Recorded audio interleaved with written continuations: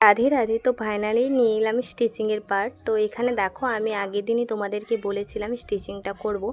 তো এখানে দেখো আমি লটকানি দড়িটা এই মাঝখানে ঢুকিয়ে দিয়ে তারপর সুন্দর করে মার্কিং ওয়াইজ আমি স্টিচিংটা করে নিলাম। আর সুন্দর করে ছোট ছোট অংশটাতে আমি কাটিং করে দিচ্ছি। তো কাটিং করে দেওয়ার পর লাইলিনটাকে আমার ডান দিকে করে নিলাম লাইলিনের ওপর থেকে চাপ সেলাই দেওয়ার জন্য।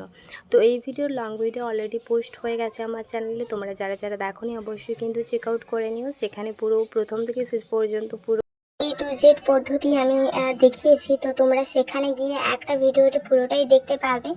আর এই যে চলো আমি এবার লাইনিংটাকে ভেতরের দিকে ঘুরিয়ে নিয়ে মেন ফেব্রিকের উপর থেকে সেলাইটা করে দিলাম সুন্দরভাবে।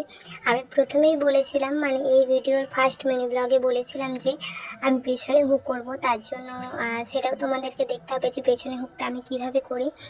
আর তো চলো এরকমভাবে আমি পুরোটাই সেলাই করে নিচ্ছি চারপাশটা। এই যে মার্কিংটা করে নিচ্ছি সুন্দর করে।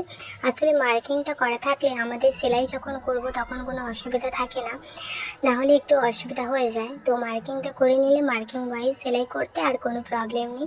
তো সুন্দর করে সেলাই তো করে নিলাম। এবার চলো দেখা হচ্ছে নেক্সট পার্টে। রাধে রাধে।